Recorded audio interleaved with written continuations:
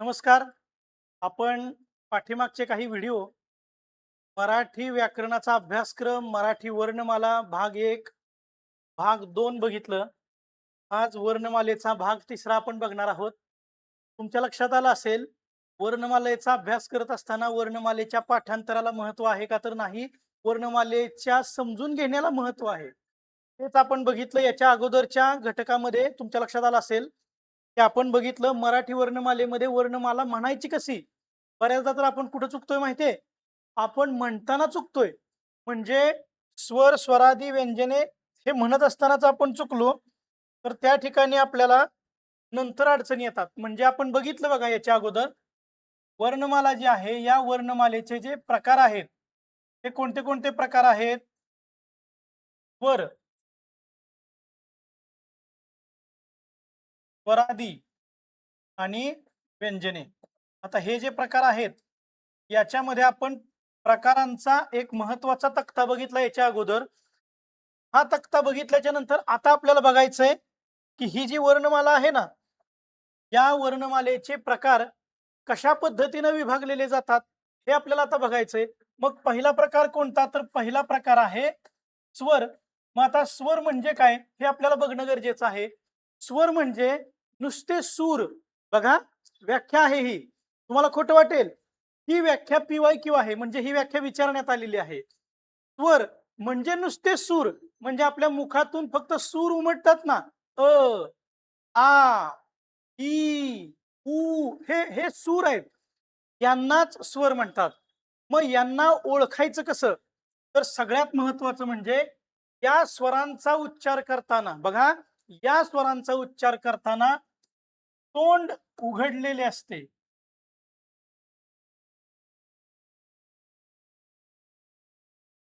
या स्वरांचा उच्चार करताना तोंड कसे असते? उघडलेले असते. क्रमांक 2, यांचा उच्चार करताना तोंड विवृत्त असते.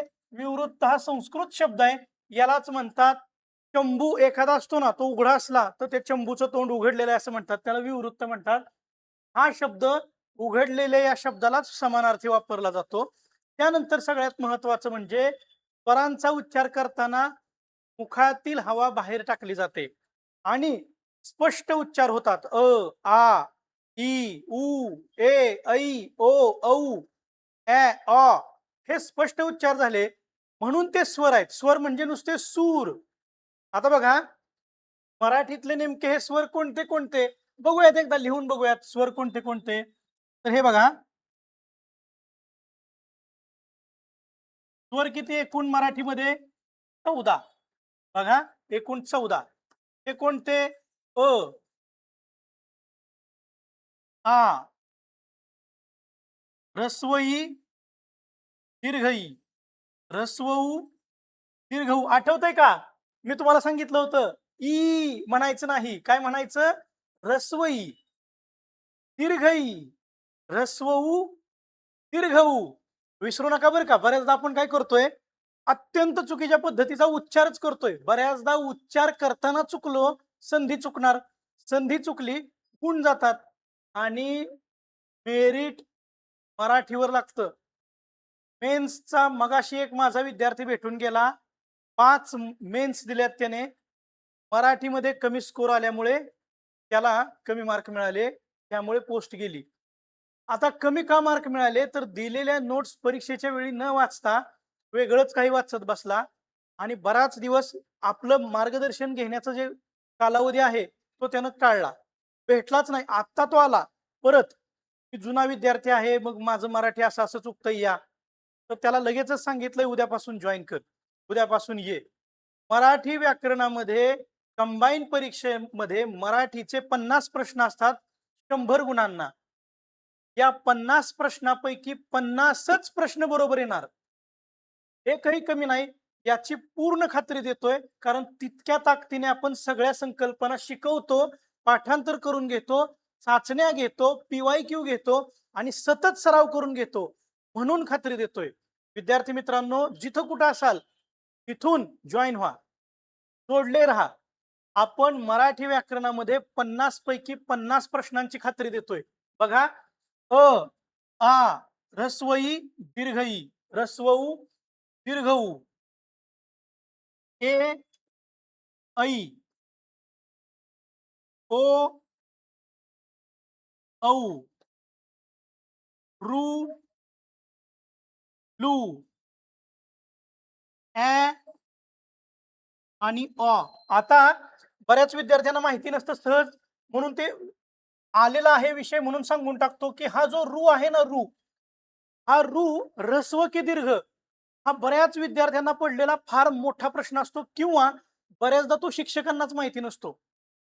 आता शिक्षकांना माहिती नसतो किंवा विद्यार्थ्यांना माहिती नसतो, याच्यापेक्षा आता माहिती करून घ्या हे महत्वाचं. रू जो आहे ना, रू, याच्यामध्ये फरक आहे मित्रांनो. हा रू जो आहे ना, हा रू ऱ्हस्व आहे आणि हा रू दीर्घ आहे. हा ओळखायचा कसा? बघा, जर तुम्हाला असा दीर्घ रू लिहिला तर मराठीतलं 6 लिहिल्याप्रमाणे, आणि जर ऱ्हस्व रू लिहिला तर मराठीतलं 3 लिहिल्याप्रमाणे रू लिहिला जातो. ऱ्हस्व पण रू आहे आणि दीर्घ पण रू आहे. पण आपल्याला बऱ्याचदा काय होतं, रू हा दीर्घ वापरण्यात येतो आपल्या. सहज म्हणून आपण वापरतो असं नाही. तो प्रचलित आहे म्हणून वापरतो आपण. आता लक्षात आलं तुम्हाला, की या प्राथमिक संकल्पना ज्या आहेत ना, त्या आपण वर्गात विद्यार्थ्यांना नुसतं शिकवत नाही, पाठ करून घेतो.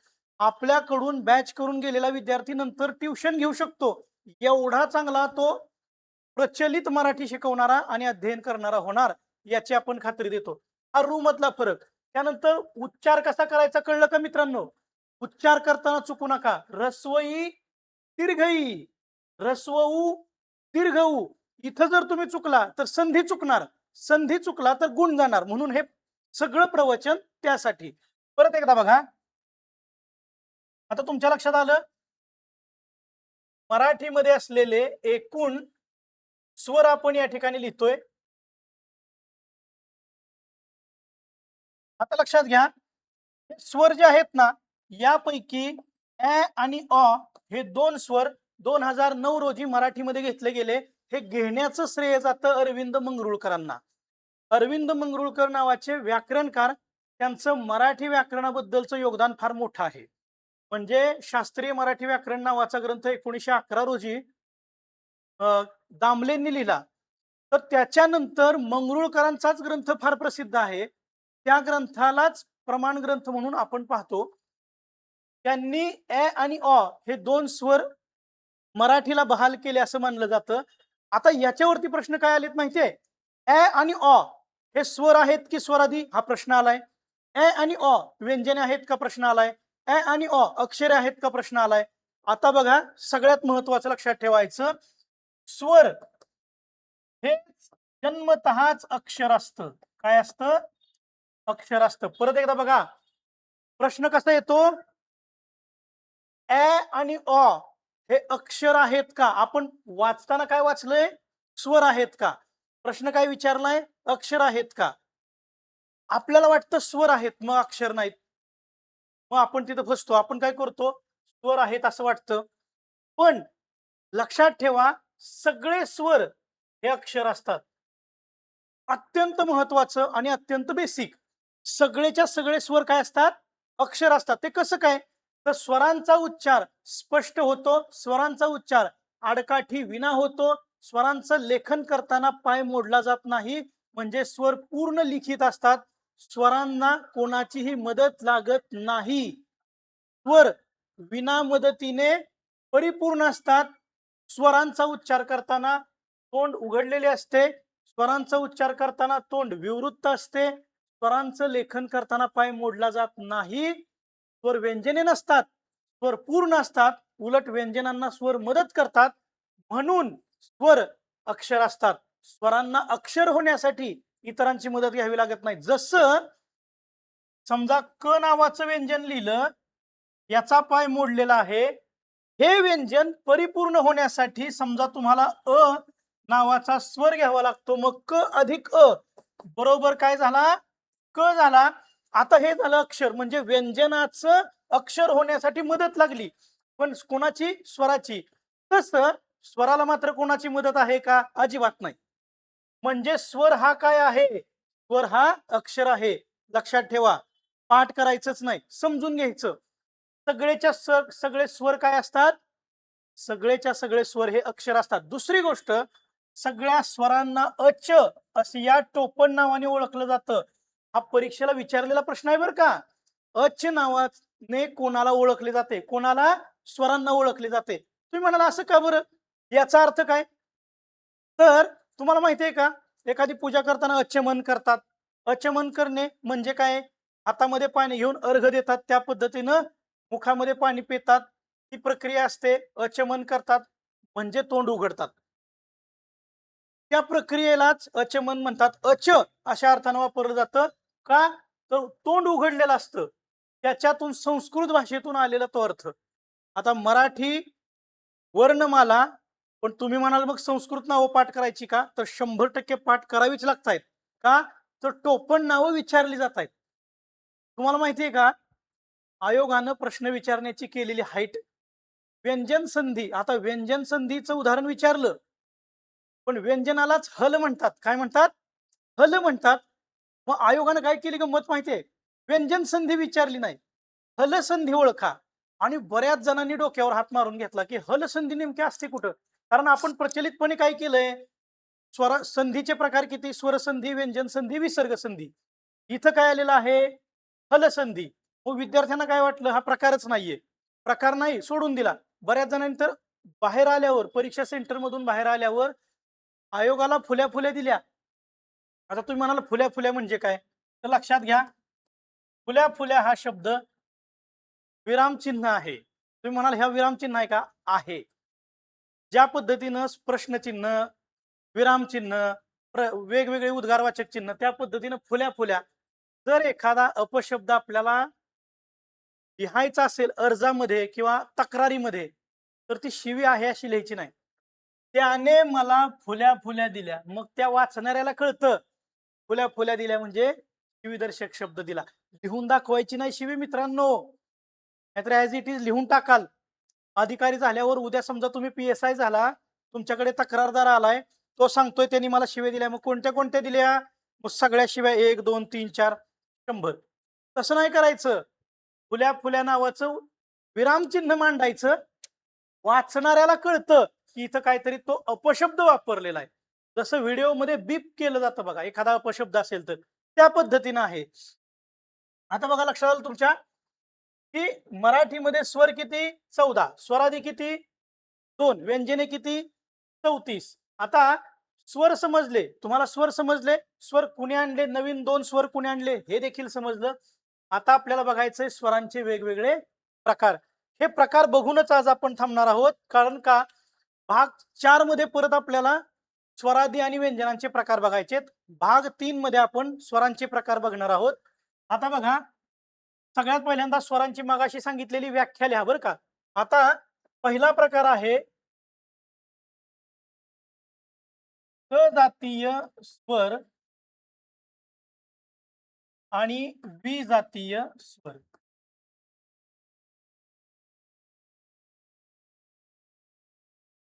आता सजातीय स्वर आणि विजातीय स्वर म्हणजे काय?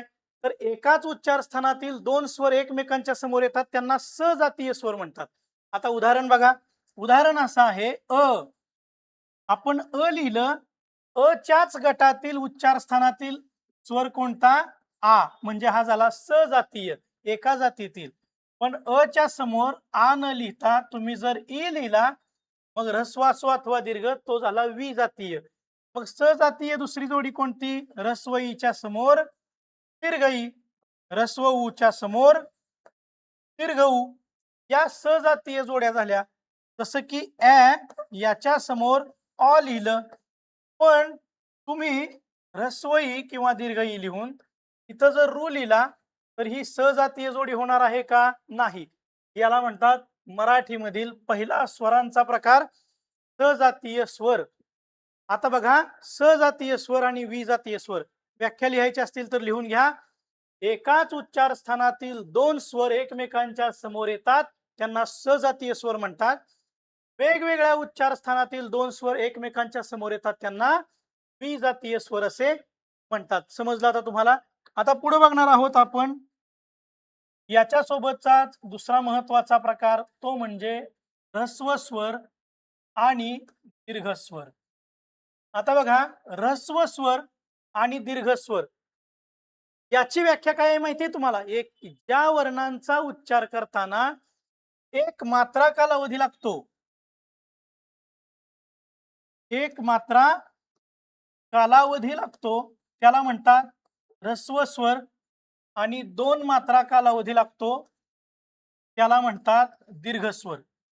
आता ह्रस्व स्वरांचीच आणखी एक छोटीशी व्याख्या. ज्या स्वरांचा उच्चार करताना कमी कालावधी लागतो ते ह्रस्व स्वर, जास्त कालावधी लागतो ते दीर्घ स्वर. आता उदाहरणार्थ बघा, असं लिहिलं तर कमी कालावधी लागतो, तुलनेनं आ असं लिहिलं तर जास्त कालावधी लागतो. बघा परत एकदा. मग आता तुम्हाला वाटेल की आणि आ हे कळलं, कमी कालावधी लागतो हे कळलं, पण मात्रा काय आहे? तर मात्रा हे उच्चारांचा वेळ किती लागतो हे मोजण्याचं एकक मानलं जातं. आता हे कुठं मानलं जातं? तर हे पूर्वापार मानलं जातं. आता तुम्ही जर बघितलं ना, समजा घरामध्ये आपण जर बघितलं, आपण सहज बोलता बोलता म्हणतो ना,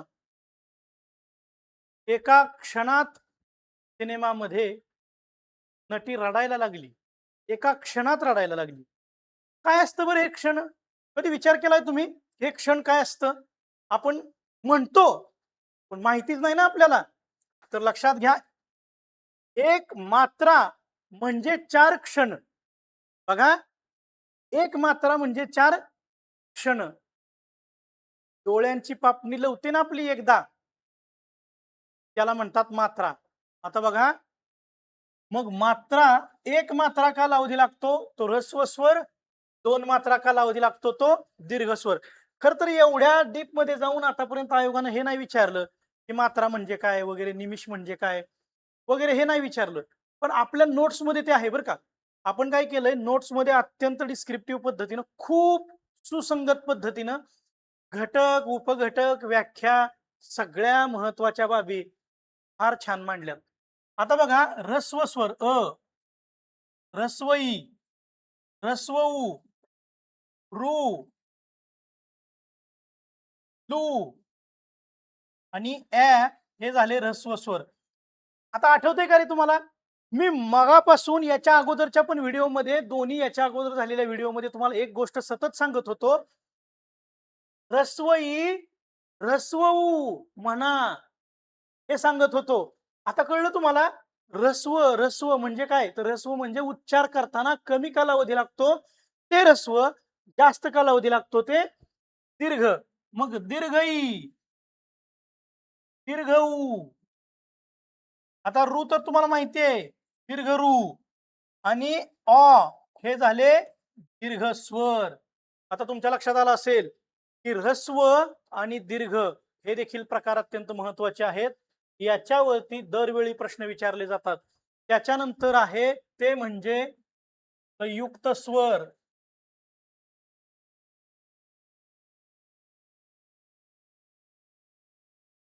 मराठीमध्ये संयुक्त स्वर 4 मानले जातात. मग ते कोणते कोणते? ए, ऐ, ओ आणि औ.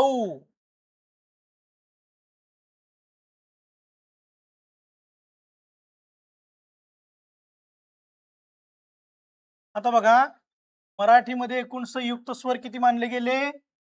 4 मानले गेले. कोणते कोणते? ए, ऐ, ओ, औ. आता बघा, अ अधिक ह्रस्व किंवा दीर्घ ई म्हणजे ए. आ अधिक ह्रस्व किंवा दीर्घ ई म्हणजे ऐ.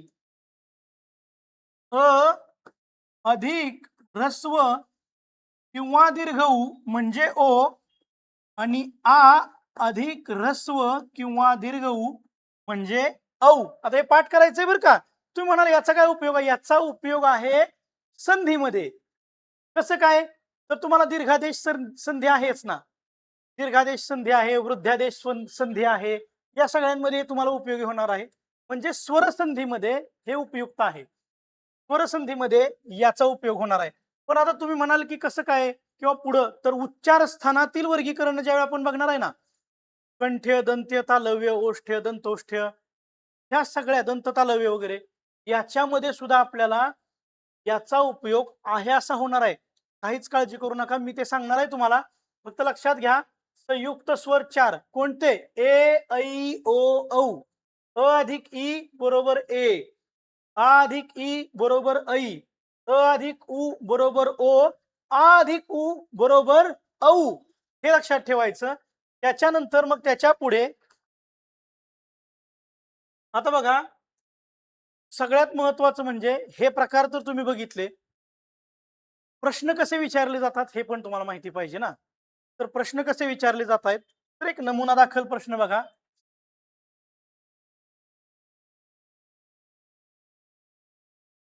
ए, अ हे दोन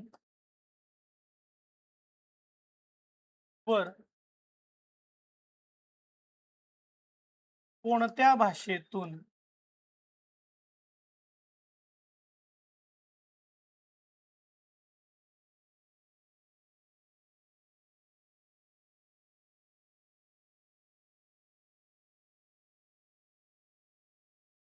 मराठीत आले?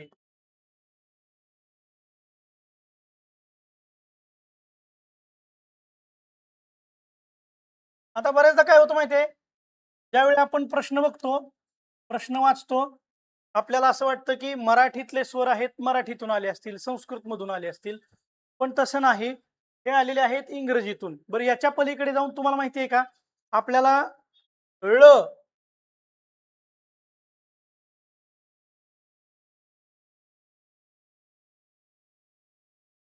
हे व्यंजन सुद्धा कोणत्या भाषेतून आलं हे विचारण्यात आलेलं आहे. लक्षात ठेवा, ळ हे व्यंजन मराठीमध्ये द्रविड भाषेतून आलेलं आहे, ते संस्कृत भाषेमध्ये नाही. म्हणून तशा पद्धतीचे प्रश्न कोणत्या भाषेतून आलेला आहे हे देखील मोठ्या प्रमाणामध्ये विचारले जातात. विद्यार्थी मित्रांनो, एक गोष्ट लक्षात ठेवा, तुम्हाला जर मराठी व्याकरणाचा अभ्यास करायचा आहे तर मराठी व्याकरण समजून घ्यावं लागेल. मराठी व्याकरणातील व्याख्या तुम्हाला व्यवस्थितपणे आकलन करून घ्यावे लागतील. तुम्ही उगाच तर दोपटपणे वाचत सुटलाय, होणार नाही. म्हणून तुम्हाला काय करावं लागेल, छोट्या छोट्या संकल्पना व्यवस्थितपणे समजून घ्याव्या लागतील. अशाच पद्धतीने पुढे भाग 4 त्यानंतर भाग 5 हे येत राहणार आहेत. त्याच्यामध्ये तुम्हाला संपूर्ण वर्णमाला टप्प्याटप्प्याने आपण घेणार आहोत. त्याच्यानंतर अशाच पद्धतीने YouTube वरती PYQ सिरीज जुन्या प्रश्नपत्रिका 2025, 2024, 2023, 22, 21 पर्यंत सगळ्या मराठीच्या प्रश्नपत्रिका घेऊन आपण त्याची स्पष्टीकरण करणार आहोत, घेणार आहोत. एखादा प्रश्न घेऊन त्या प्रश्नाचं उत्तर हे का आहे आणि दुसरे तिसरे 3 पर्याय जे राहिलेत ना, 1 2 3 पर्याय, ते का उत्तर नाहीत, ते कशाचे उत्तर असू शकतात, इतकं अचूक विश्लेषण स्पष्टीकरण आपण करणार आहोत. घटक निहाय करू किंवा मग प्रश्नपत्रिका पूर्णपणे घेऊ. कमेंट बॉक्समध्ये सांगा तुम्हाला कसं पाहिजे. तुम्ही सांगा, तुम्हाला कोणत्या घटकाचा व्हिडिओ पाहिजे, कमेंट बॉक्समध्ये सांगा. तुम्हाला कोणता घटक अवघड वाटतोय, कमेंट करून सांगा. तुम्ही सांगितल्याशिवाय मला कळणार नाही. कनेक्ट राहा. त्याचबरोबर सगळ्यात महत्त्वाचं म्हणजे सगळ्या विद्यार्थ्यांना अत्यंत महत्त्वाची बातमी, ज्या कोणत्या परीक्षेचा अभ्यास करतायत त्यासाठी म्हणून आपण मेंटरशिप प्रोग्राम सुरू केलेला आहे. त्याच्या माध्यमातून आपण विद्यार्थ्याला दैनंदिन नियोजन देतो, ते करून घेतो, अपडेट घेतो, रोज अपडेट घेतो. सरदोपटपणे सगळ्यांना 400-500 लोकांना एकाच ग्रुपमध्ये ऍड करायचा आणि प्लॅन द्यायचा आणि मी चालू केला मेंटरशिप प्रोग्राम असलं नाही. तर प्रत्येकाला स्वतंत्रपणे मार्गदर्शन, प्रत्येकाला स्वतंत्रपणे नियोजन आणि सगळ्यात महत्त्वाचं म्हणजे पालकांचा सहभाग. तो कसा करून घेतला जातो हे YouTube वरती सांगणार नाही, ते अनुभव करून घ्या. पण यशाची, अभ्यास चांगला होण्याची निश्चितपणे हमी आहे. अशाच पद्धतीने कनेक्ट राहा. धन्यवाद.